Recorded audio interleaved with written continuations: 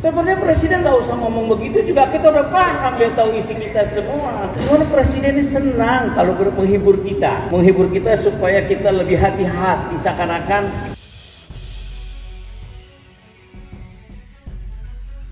informasi yang saya terima komplit dari intelijen saya ada, dari intelijen di Polri ada, dari intelijen di TNI saya punya.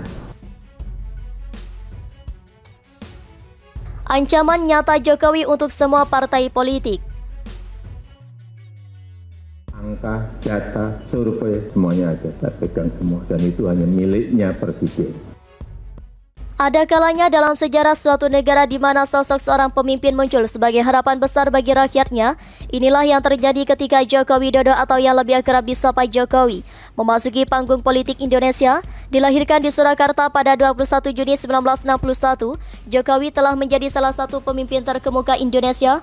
Dengan jejak kepemimpinan yang memukau sejak pertama kali dia menjabat, karir politiknya dimulai ketika ia menjadi wali kota Solo pada tahun 2005, yang kemudian diikuti oleh jabatan sebagai Gubernur DKI Jakarta dari tahun 2012 hingga 2014.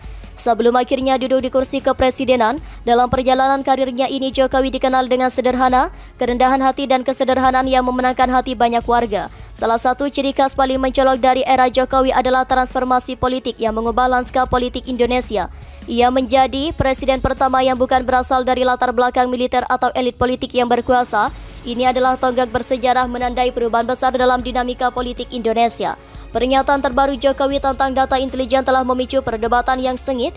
Dalam pernyataannya, Jokowi mengungkapkan bahwa ia memiliki pemahaman yang mendalam tentang kondisi internal partai politik parpol dan arah pergerakan mereka. Ini adalah pengakuan yang mengejutkan mengingat informasi intelijen biasanya merupakan hal yang sangat rahasia. Namun banyak yang mengkritik pernyataan ini. Mereka berpendapat bahwa seorang presiden tidak seharusnya membocorkan informasi intelijen seperti ini. Selain itu, ada kekhawatiran bahwa lembaga intelijen bisa disalahgunakan untuk kepentingan politik. Jokowi adalah presiden pertama yang berasal dari kalangan rakyat yang memberikan harapan akan pemerintahan yang lebih inklusif dan berorientasi pada kepentingan rakyat di tengah dominasi politik oleh figur-figur kuat yang memiliki ikatan dengan militer atau elit politik. Kepemimpinan Jokowi menjadi penyegaran yang sangat dibutuhkan. Pada tahun 2019, Indonesia menyelenggarakan pemilihan umum presiden Pilpres dan pemilihan umum legislatif Pileg. Hasil dari kedua pemilihan ini menjadi tolak ukur penting untuk mengukur dukungan rakyat terhadap Jokowi dan partainya. Partai Demokrasi Indonesia Perjuangan (PDIP) pada Pileg PDIP berhasil meraih suara terbanyak, memenangkan 19,33% suara nasional dan mengamankan 128 kursi di Dewan Perwakilan Rakyat (DPR). Ini adalah prestasi yang luar biasa, menunjukkan bahwa Jokowi dan PDIP memiliki dukungan yang kuat di antara rakyat. Di Pilpres, Jokowi berhasil mempertahankan jabatannya sebagai presiden. Dia memenangkan pemilihan dengan perolehan suara sekitar 55,5%, mengalahkan calon lawannya Prabowo Subianto. Kemenangan ini menegaskan bahwa masyarakat Indonesia masih mempercayai visi dan program pemerintahan Jokowi. Pernyataan terbaru Jokowi tentang data intelijen telah memicu perdebatan yang sengit. Dalam pernyataannya, Jokowi mengungkap bahwa ia memiliki pemahaman yang mendalam tentang kondisi internal partai politik parpol dan arah pergerakan mereka. Ini adalah pengakuan yang mengejutkan, mengingat informasi intelijen biasanya merupakan hal yang sangat rahasia. Namun banyak yang mengkritik pernyataan ini. Mereka berpendapat bahwa seorang presiden tidak seharusnya membocorkan informasi intelijen seperti ini. Selain itu, ada kekhawatiran bahwa lembaga intelijen bisa disalahgunakan untuk kepentingan politik. Pernyataan Jokowi tentang suksesi kepemimpinan pada tahun 2024 memunculkan pertanyaan penting. Indonesia memiliki potensi besar untuk menjadi negara maju, tetapi untuk mencapai tujuan ini, kontinuitas dalam pembangunan dan stabilitas politik sangat penting.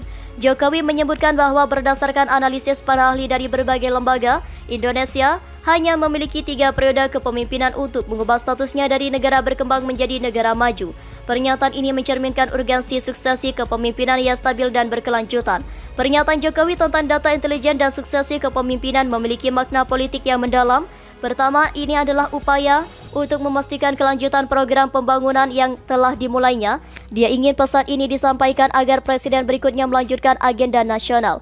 Kedua, Pernyataan ini adalah peringatan bagi para elit politik untuk tidak mencoba mengganggu stabilitas politik yang tengah berlangsung.